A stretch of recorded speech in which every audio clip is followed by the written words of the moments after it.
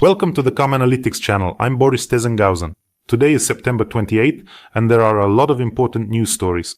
In this episode, 50 missiles and hundreds of drones, one of the most massive attacks on Ukraine.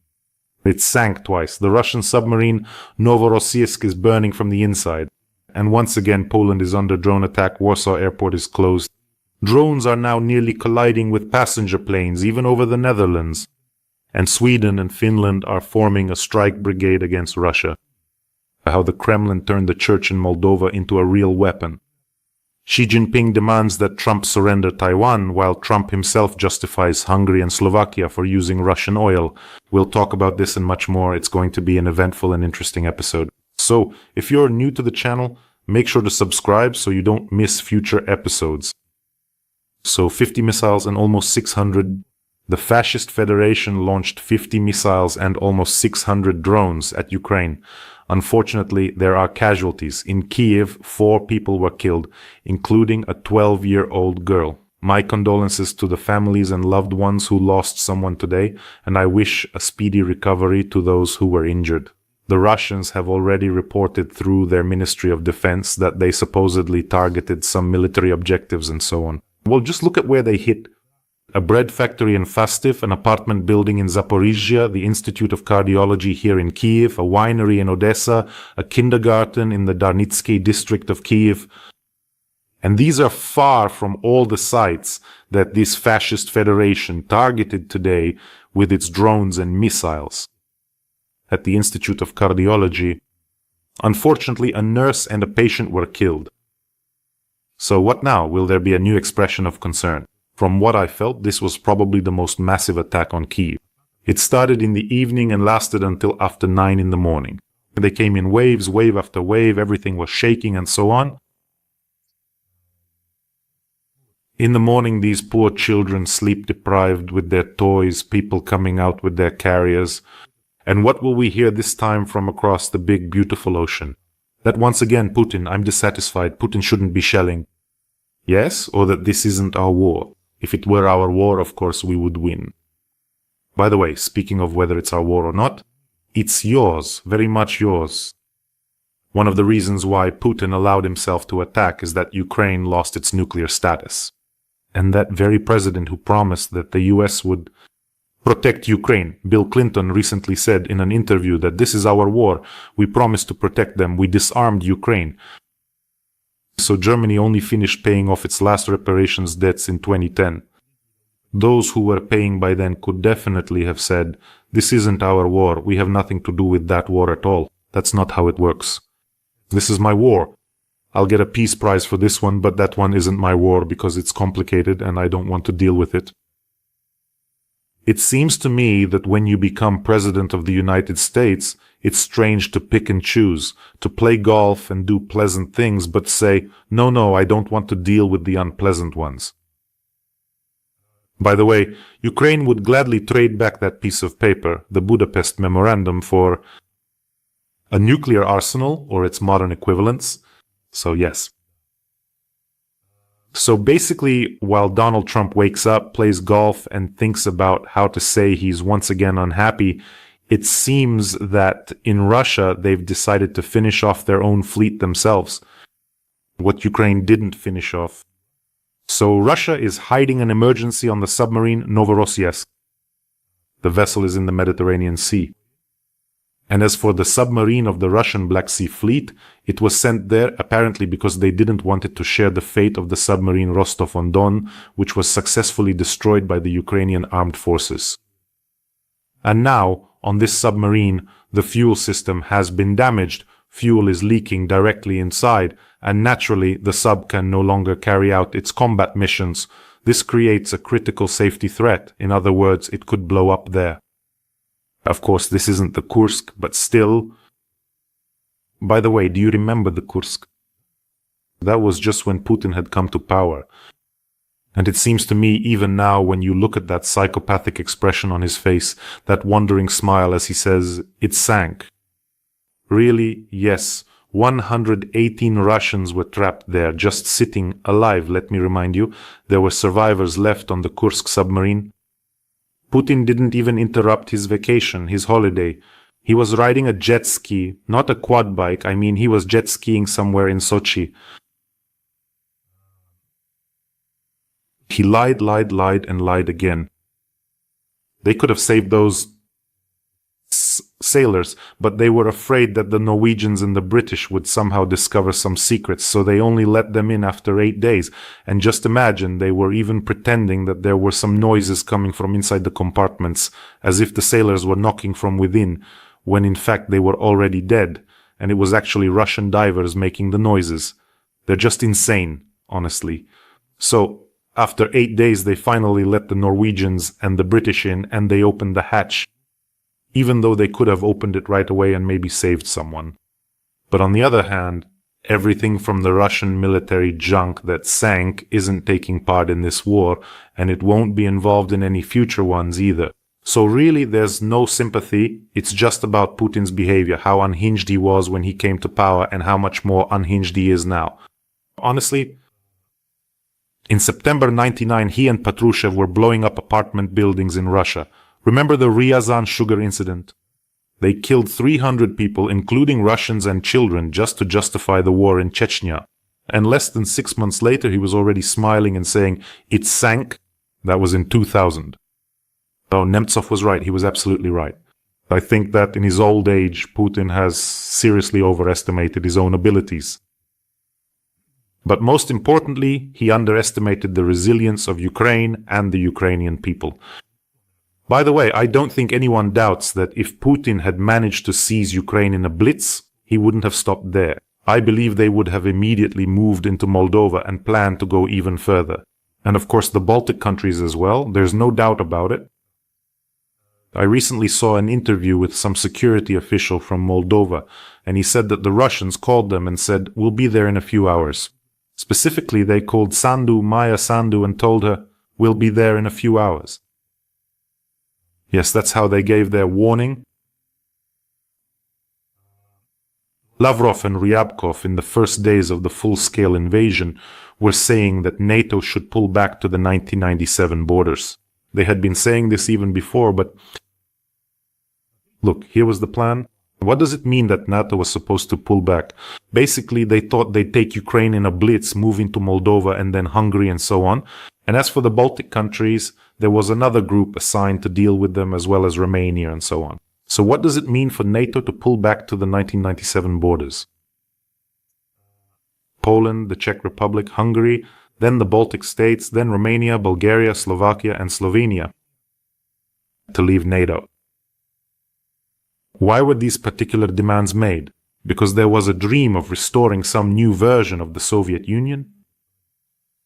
And you know, the ambition was to once again gather the countries of the Warsaw Pact under their wing and then somehow divide up Europe like that. That's how it was. So that was the plan. And it was Ukraine that became the stumbling block for Putin. He would choke on it and die, you see. He wanted to erase 30 years of history to return to the division of Europe as it was in the late Soviet era. Those were his plans.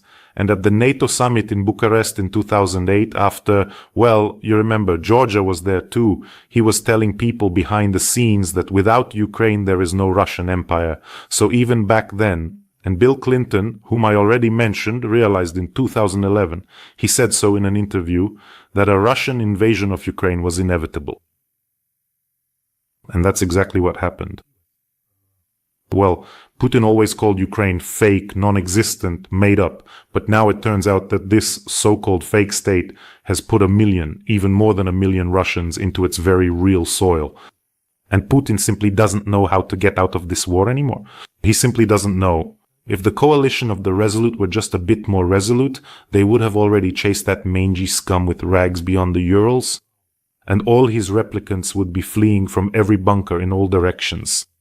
They would be caught and sent to The Hague. The more we surrender, the better, as in that one famous movie.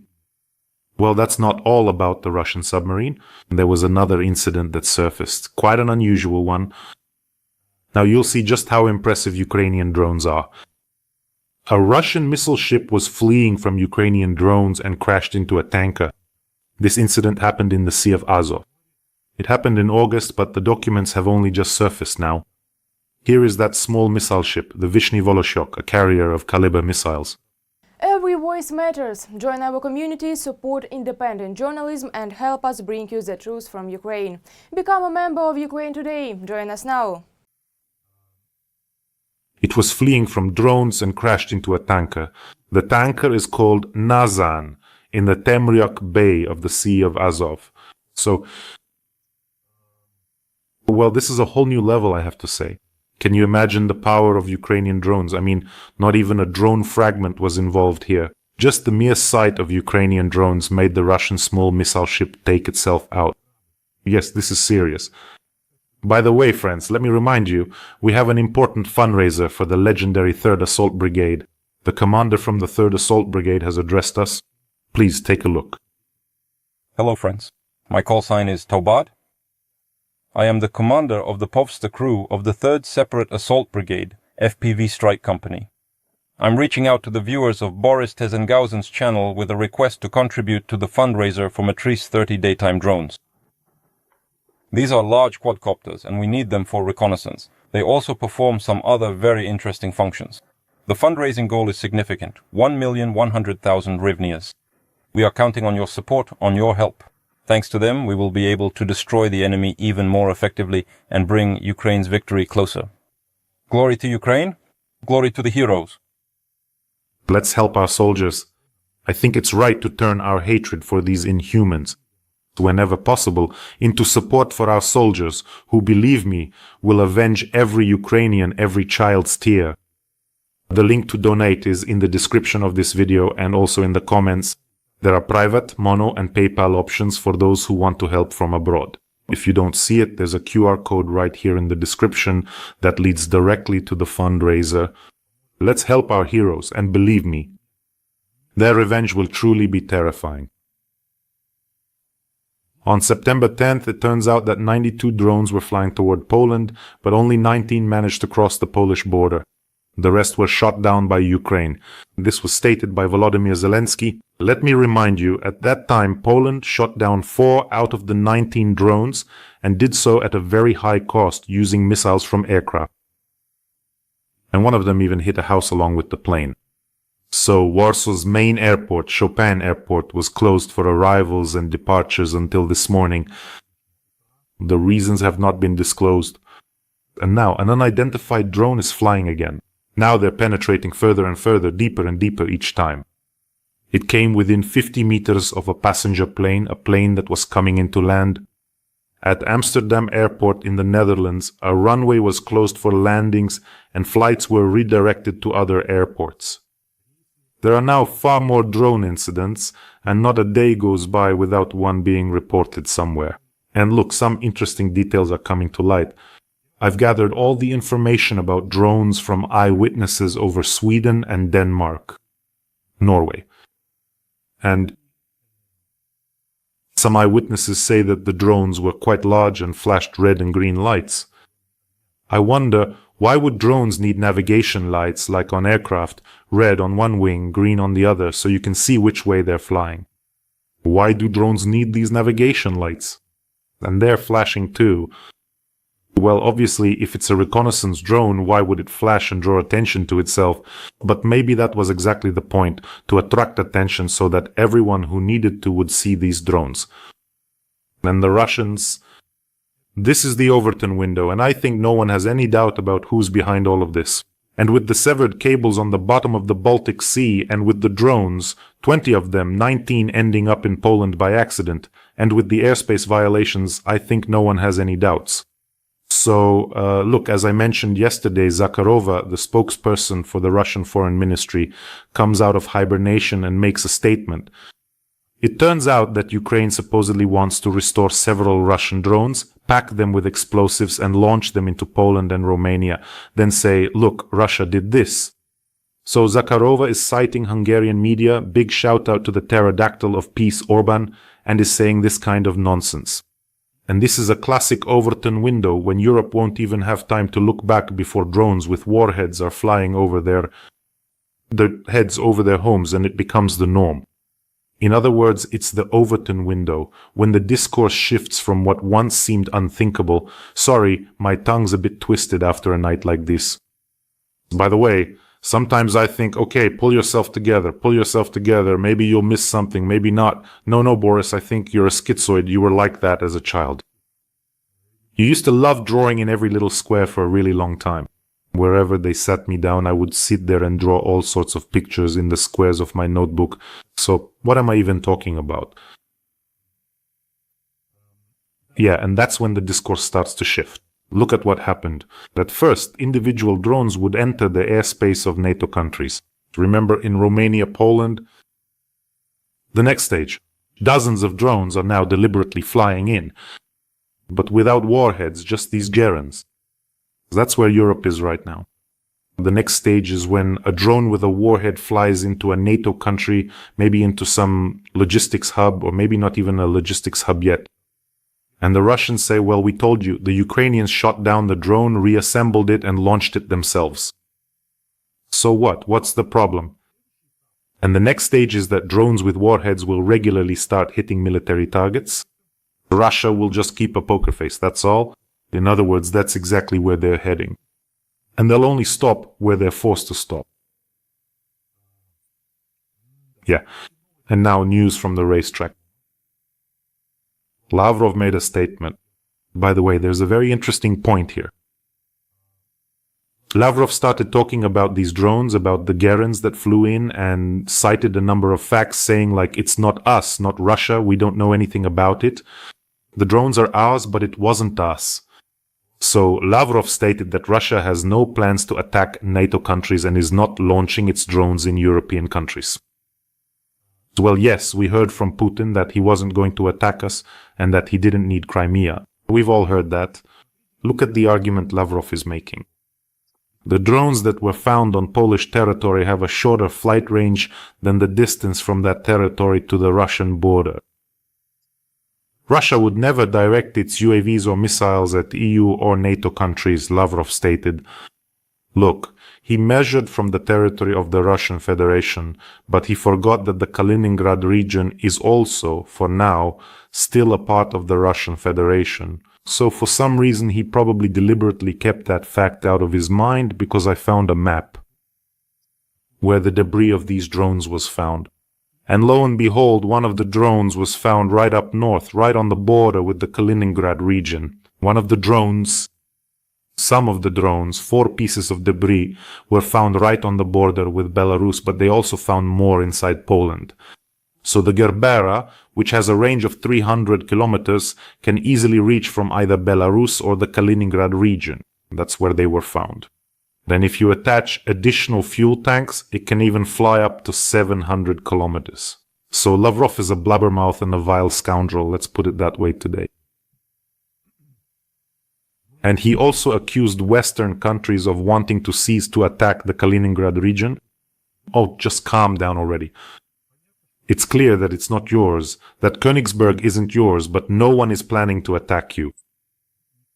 For now, it's this battered Russian Federation that's attacking everyone and still won't stop. Yeah, it just won't die off there. God, I think when it finally dies, probably half the world on that very day, at that very moment, will just pop open champagne, I'm telling you for sure. Well, as for NATO, how am I supposed to call them now? I don't even know. Let's put it this way. NATO are our allies. NATO is doing a great job, but they underestimate a good musical moose, as prescribed by Putin, when he becomes docile and crawls back into his bald jellyfish lair, that creep. NATO does not rule out that Russian MiG-31 fighter jets entered Estonia by mistake. Well, they don't rule it out, obviously. But here too, we need to understand that when we say NATO, it's a very heterogeneous, very diverse structure. Some rule it out and some don't. So, the idea that 3 fighter jets somehow didn't know where their corridor was with modern navigation systems? Well, sure. And Mark Rutte also trolled the Russian Federation, referencing the fact that Trump called it a paper tiger. He said that afterwards the Russians started saying, "We're not a tiger, we're a bear. Bears can't be paper," and so on. But Rutte also said, listen, if you really are a bear, everyone will notice that anyway. You don't need to explain it. It's like the bear just attacked Ukraine and doesn't know what to do, this bear.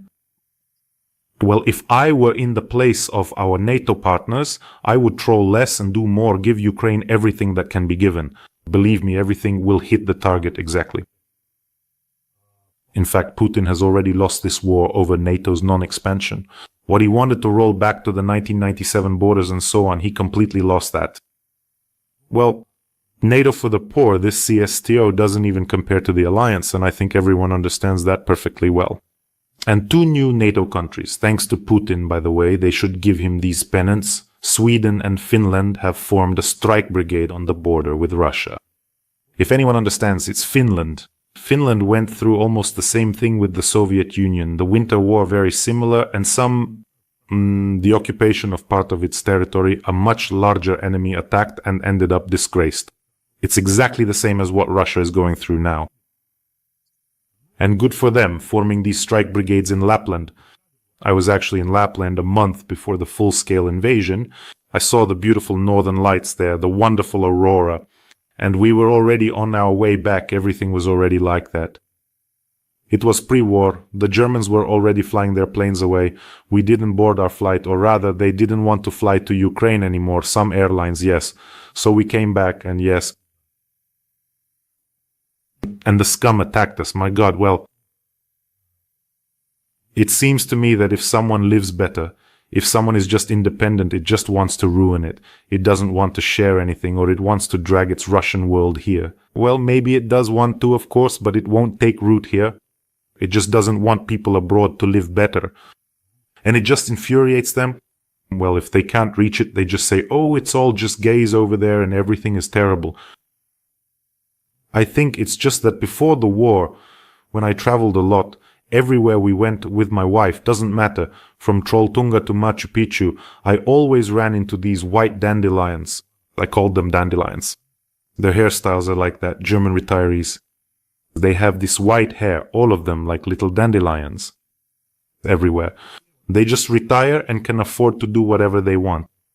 But what about Russian retirees? What can they even afford? But amazingly, they'll still shout, Putin is the president of the world. They'll mumble with those toothless mouths of theirs, calling him our benefactor, but they'll worship him. Not all of them, of course, not all. And then there's the work of agents, and by the way, the church plays a huge, huge role in this, in the way their demons come out at the mention of Putin's name, recruitment, the FSB branch, which is also the Russian Orthodox Church. They've turned religion into a weapon.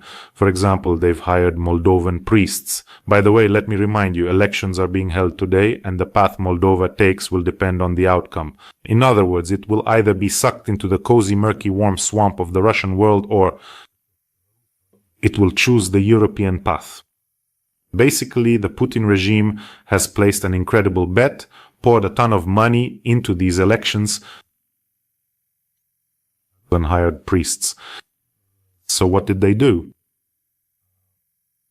They brought priests from Moldova to Russia, took them around to some important places, gave them cards with money, gave them vouchers and certificates, so that they could redeem these certificates in church shops, and not only there. And in doing so, they were essentially recruiting these Moldovan priests, turning them into an agent network. And then a mandatory condition was to open a Telegram channel, gather all their followers there, and periodically publish anti-Western materials. So the investigation showed that 90% of such channels were created by these priests. You see, that's only what they've managed to find. That's why Ukraine's experience should probably serve as a lesson for everyone. In other words, this whole agent network nonsense needs to be thrown out of the country. This evil is sometimes even worse than the propagandists themselves. At least the propagandists don't hide that they're fanatics, but these people hide behind religion, God, and so on. Xi Jinping is demanding that Donald Trump give up Taiwan as a condition for concluding a trade deal between the countries. A deal he's even twitching his eye over it. The Wall Street Journal reports this, citing government sources familiar with the course of the negotiations. In other words, Xi is demanding that Trump make an official statement opposing Taiwan's independence. Let me remind you, almost no one has recognized Taiwan's independence, but Well, and they even talk about the one China policy. But here's the catch. So she plans to use trade negotiations with the United States as leverage. Renounce it publicly. Say it, that's it, Taiwan is China. Just say it like that and that's all. And Trump really needs rare earth metals. Listen, he would trade anything for rare earth elements. Seriously. The system for restraining evil in this world no longer works. Everyone is out for themselves now. In other words, you can trade with whoever you want. Those are the new rules. A murderer, a dictator, I don't know, a corrupter. What difference does it make what crimes they've committed? Trade. They have rare earth metals. That's the criterion for judgment now. It's insane. Somehow it just seems to me that... Yeah. I don't even know what I added. So Trump called not to blame Hungary and Slovakia for buying oil from Russia. But I thought, how come? Look, Orban comes out and says we're independent and sovereign here, we're surrounded, and we have no access to the sea. We're going to buy Russian oil. We'll kiss Putin's ass no matter what you do to us. And Trump, who says, I won't impose sanctions while Europe is buying Russian oil, now says, oh, but Hungary and Slovakia can keep buying. After all, they have no alternative. But in reality, of course, there is an alternative. I just don't want people to blame them, says Trump. Well, you get it, right? Yesterday he says one thing, today another, tomorrow something else. A man of chaos? A man of chaos. By the way, what's going on with the sanctions against Russia? Someone claims they're imposing tough ones, like, I'm tough, I'm going to impose such harsh sanctions now. Where? Show them to me. And by the way, show Donald Trump the Czech Republic and Austria on the map, and show him that they also have no access to the sea, but they manage just fine and were able to give up Russian oil. And you, friends, take care of yourselves and your loved ones. Let's help and support our soldiers. The fundraiser, just a reminder, is in the description. Wishing us all a peaceful day and, of course, glory to Ukraine.